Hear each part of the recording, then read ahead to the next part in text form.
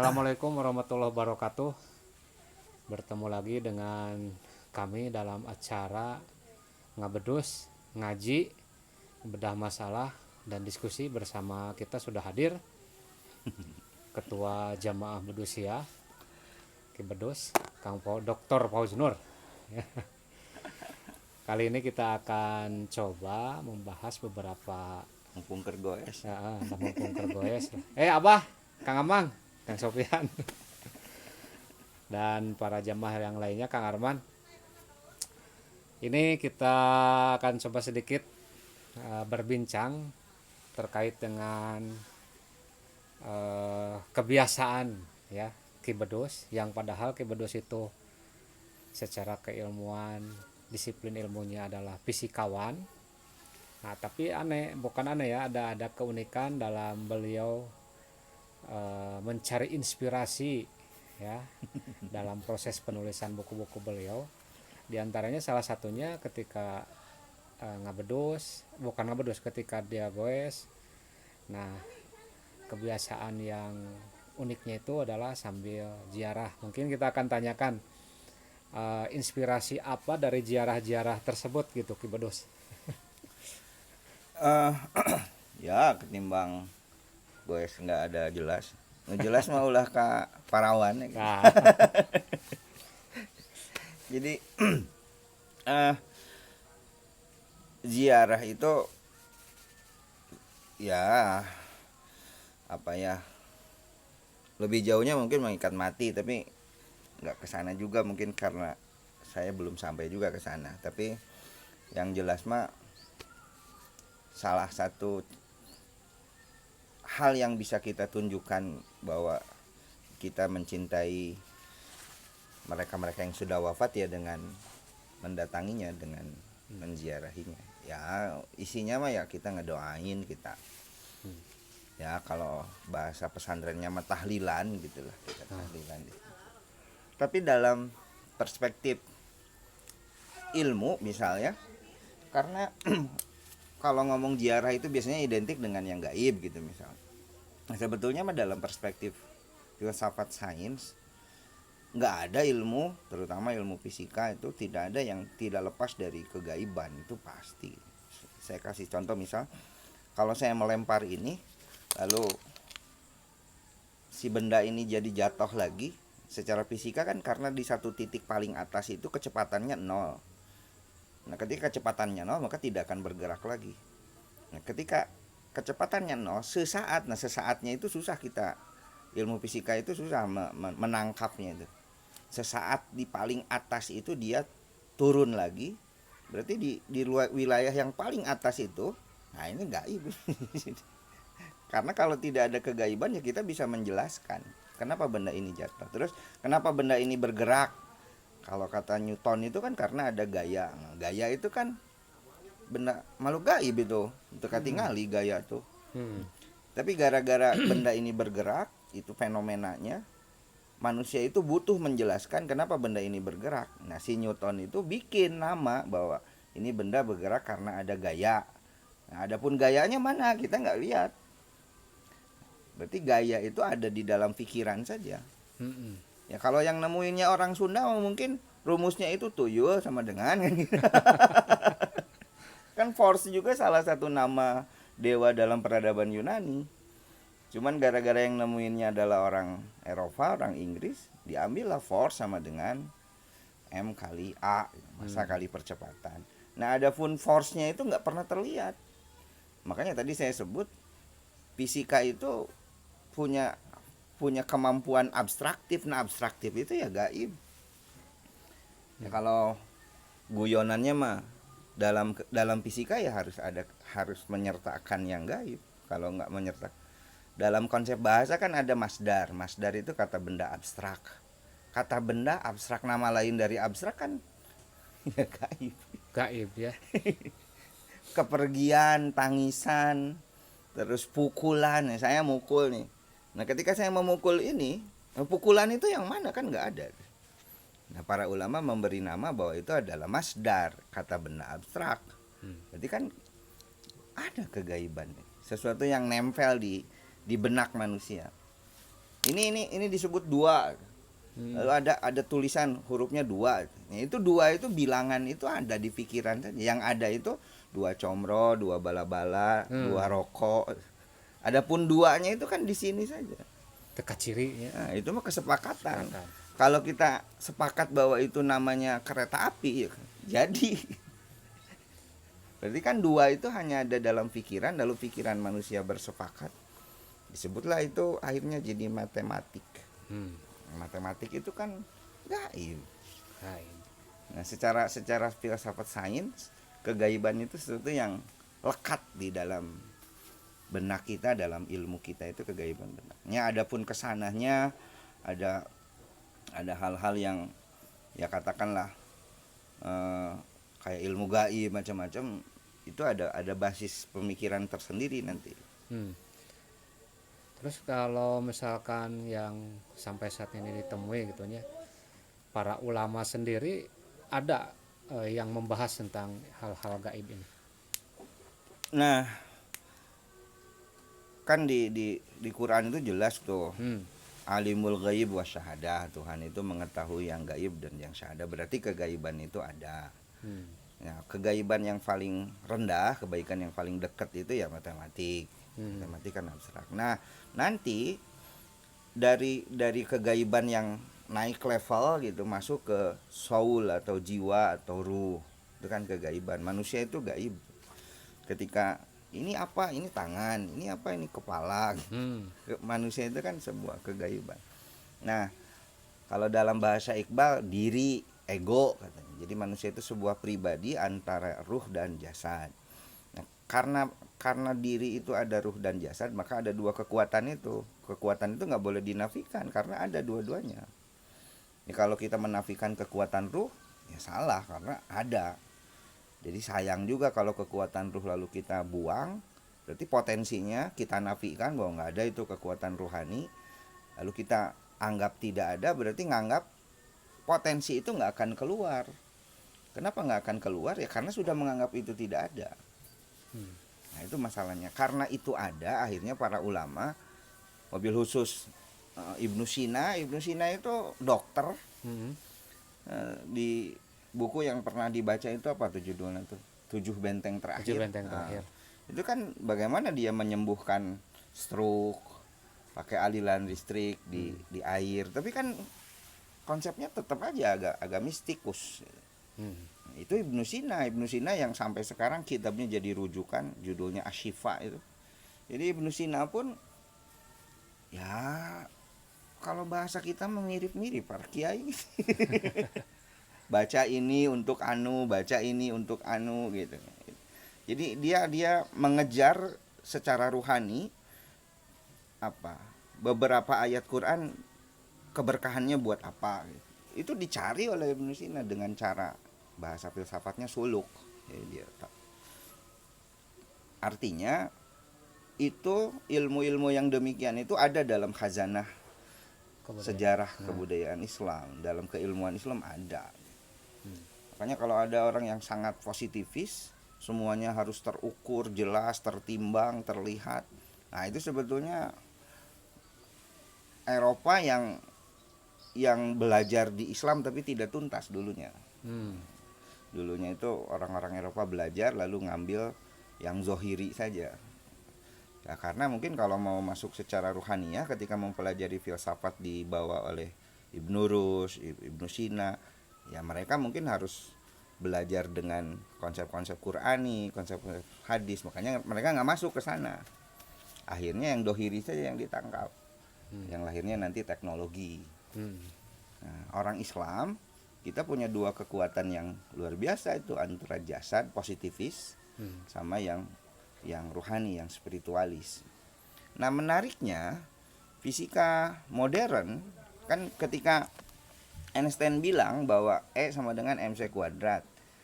Kan awalnya itu yang namanya energi itu gaya kali perpindahan. Jadi energi itu harus ada sesuatu yang bergerak. Kalau tidak ada yang bergerak maka tidak ada energi. Itu kata Newton. Nah, Einstein itu mendongkrak itu, dihancurkan teori itu. Lalu kata Einstein, benda ada cahaya, sekalipun bendanya itu diam, maka dia dapat energi. E sama dengan MC kuadrat. Berarti benda diam, tapi selama ada cahaya, maka benda itu akan memancarkan energi. Jadi energi itu tidak perlu dengan bergerak. Nah, itu energi dari meditasi. Akhirnya Einstein ke sana berangkatnya. Niels Bohr, Max Planck, Edwin Schrödinger. Dia orang-orang yang menganggap bahwa kontemplasi itu mempunyai daya yang luar biasa. Karena tadi E sama dengan massa kali kecepatan cahaya. Artinya benda itu diam. Kalau benda itu diam lalu dia dapat cahaya, dia akan memancarkan energi.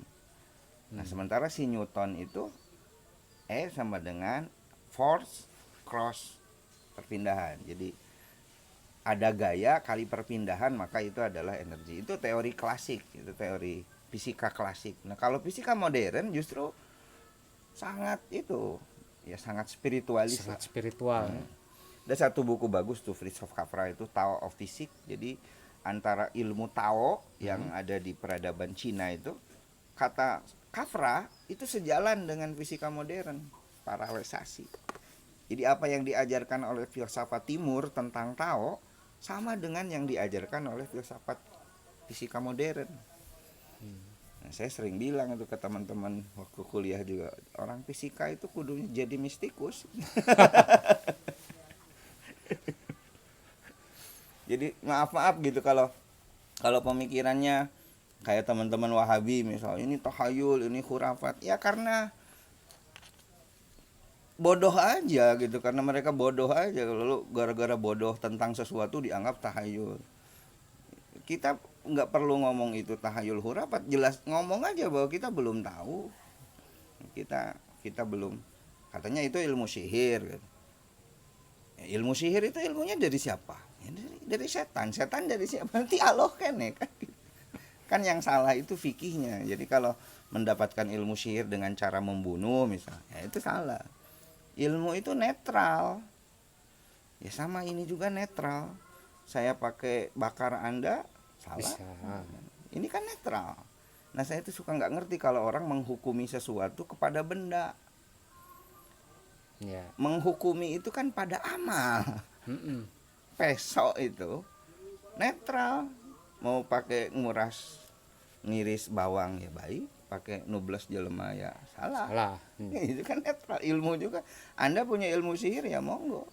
Lalu dengan ilmu sihir Anda membunuh, ya membunuhnya yang salah, bukan ilmunya. Ilmu itu dari Tuhan. Jadi kalau dengan ilmu sihir menolong orang, ya bagus kan. Ilmu itu bagi saya itu netral. Yang salah itu amal, bukan ilmu. Malah kata orang-orang Wahabi ladun itu nggak ada katanya. Kumaha Ibnu Sina dina kitabna ngajarkeun. Aya tadi pas dibukanya. Ya, mereka kan nggak ada itu kata ladun. Gimana ilmu apa gitu. Di apa itu? Kalau nggak salah di Jamul itu ada begini, ilmu itu kan diibaratkan di Quran itu air. Nah, kalau saja lautan jadi tintanya, ini kan itu di surah Al-Kahfi. Berarti ilmu itu dibayangkan sebagai air. Nah, untuk mendapatkan air itu ada dua cara. Satu, mengambil air dari luar supaya ngalir. Berarti kita belajar ke guru. Kita belajar ke dosen, kita belajar ke kiai. Jadi ilmu dari kiai ngalir ke kita, ke hati kita. Ada juga cara untuk mendapatkan air itu Anda menggali tanah. Semakin dalam Anda menggali tanah, air akan keluar sendiri. Berarti kan semakin membersihkan hati, semakin memperbanyak riyadhah, memperbanyak zikir, nanti air keluar sendiri itu. Ilmu itu keluar sendiri. Nah, itu yang disebut mukasyafah, itu yang disebut, ya kalau bahasa santri itu laduni. Nah, Ibnu Sina itu mengambil pemisalannya begitu. Termasuk di Jamul juga begitu. Jadi ilmu itu air diibaratkan Quran. Untuk mendapatkan air itu bisa dengan dua cara. Bisa dengan menggali tanah, terus digali hati kita itu digali terus, nanti air keluar sendiri. Man amila ilman alamahu malam ya'lam. Mereka tuh mengingkari ya di situ. Kan di Quran itu wa 'allamal insana ma lam ya'lam. Itu di Iqra. Dan Tuhanlah yang mengajar manusia dari tahu dari tidak tahu menuju tahu. Begini nih, kalau saya belajar ke Anda misalkan, atau saya belajar ke si A misal, si A itu katakanlah orangnya kurang soleh katakan gitu, atau kurang zuhud, atau akhlaknya kurang baik, maka ilmu datang ke saya itu wajar kalau saya jadi lupa. Karena saya diajar oleh guru yang tidak uswah hasanah. Makanya di ta'limu ta'lim itu kan belajar itu harus ke guru yang juhud, yang soleh gitu. Karena apa? Semakin dia itu soleh, ilmunya akan berkah. Nah, Nabi Muhammad itu kan diajarnya oleh Allah. Makanya dia gak akan lupa ilmunya. Gak akan ada Quran yang sudah diajarkan oleh Jibril, oleh Allah itu lalu dia jadi lupa. Gak ada istilahnya. Tapi kalau ada orang, mahasiswa saya misal belajar ke saya lalu dia ilmunya lupa, ilmunya jadi tidak berkah, ya sadar diri saya juga orang jelema bedus gitu. Makanya cari guru yang alim, yang sholih, yang juhud, ilmunya berkah, ilmu akan berkah gitu. Nah di sana itu wa alamal insana malam ya'lam, itu Allah yang ngajak. Al insan di sana itu Muhammad, Nabi Muhammad. Makanya nggak akan lupa karena yang mengajarnya yang maha suci. Ya kalau saya ngajar mahasiswa terus mahasiswanya badung, mahasiswanya ilmunya lupa, pas ujian nilai nade, ya saya sadar lah gitu. Yang ngajarnya orang ilmu bedus gitu. Semakin gurunya itu juhud, semakin gurunya itu soleh, ya ilmunya insya Allah semakin berkah. Tapi kalau gurunya itu apa ya, nah makanya ilmu laduni itu nggak akan lupa ilmu. Karena yang ngajarnya langsung Allah. Einstein itu siapa ngajarin penemu ilmu tuh? Einstein misalnya nemuin relativitas, Max Planck nemuin fisika kuantum, nggak akan lupa mereka ilmunya. Karena yang ngajarnya langsung Tuhan. Karena mereka menggali. Iya, menggali. Jadi lahirlah ilmu sendiri. Nah, itu penggalian ya level tinggi lah. Yang kita juga bisa aja kita ngerenung, kita menggali, membersihkan hati. Secara teoritis itu ada huduri. Nanti ilmu itu hadir, ibarat kita menggali tanah, air itu keluar sendiri. Itu secara prem filsafatnya. Jadi kalau ada orang belajar lalu belajar katakanlah ini tahayul, ini khurafat, menurut saya itu karena dia bodoh saja. Ya. Nah jadi ini terakhir ya dalam obrolan ini. Luar biasa lah kita ngebedus istilahnya. Nah ini yang terakhir mungkin ada beberapa pengalaman terkait bukan mistisisme ya, pengalaman spiritual lah dari seolah-olah yang tadinya tidak mungkin menjadi mungkin. Apakah pernah mengalami? Ya ada lah, tapi tabu kan diceritain mah, ya. Tapi banyak lah. Dan yang kayak gitu tuh semua orang pasti mengalamin itu, pasti mengalamin. Kalau yang tidak mengalamin itu kata Ibnu Sina itu orang kurang tafakur saja. Oh. Rizki juga min ghairi la yahtasib kan, min haitsu gaib dewa ya kan rizki. Kata Ibnu Sina, ilmu secara huduri, rizki secara huduri. Rizki itu bisa harta, bisa ilmu kan gitu, bisa apapun. Itu pasti ada yang datang secara laduni, pasti ada yang datang secara huduri. Itu kata Ibnu Sina. Lalu nanti diperkuat teori itu oleh Syihabuddin Ash-Suhrawardi gitu. Nanti diperkuat, makanya terkenal itu teori tentang apa? Al-Faid atau limpahan ilmu gitu dari Syihabuddin Suhrawardi. Nah, kata Ibnu Sina itu ada, semua orang pasti mengalami itu. Kalau ada yang tidak pernah mengalami itu ya kurang tafakur saja kan. Kurang bersyukur gitu. Orang itu pasti. Nah kalau sudah sering tafakur lalu merasa teralami, lalu kita tahmid memuji Allah, otomatis kita akan ingin semakin sering itu. Ketika ingin semakin sering terjadi, ya pasti ada amal yang dilakukan, ada riyadhah, ada latihan. Ya salah satunya ya saya ini goes itu, misal datang itu untuk menyipuh apa ya kalau dia dalam emas, untuk semakin ingin mengalami itu gitu. Dan datang Ya itulah pentingnya riadoh, latihan. Coba barangkali Iya. 20 menit. Oh, rasanya. Tapi mungkin para jamaah berusia nanti akan ada, coba kita akan bahas salah satu kitab Ibnu Sina yang tadi ya kita akan apa Tafsir. judulnya? Tafsir Tafsir Ibnu Sina. Tafsir Ibnu Sina ya, nanti kita akan coba kupas lah sedikit demi sedikit Kayak ini. dikasih amalan Ada. Luar biasa. Sampai sini dulu perjumpaan kita, mudah-mudahan manfaat dan berkah untuk kita semuanya. Pokoknya kita semangat tafakur dan kemudian terus beramal, menyipuh diri, dan nanti mudah-mudahan dalam bahasa kita waridat bernya tina wirid aya waridat gitunya, ada sesuatu yang datang ke kita, mudah-mudahan itu semuanya kita bisa istilahnya mengalaminya. Sekian dulu untuk para jamaah berusia dimanapun Anda berada. Kak saya Danto, kemudian Salam guys.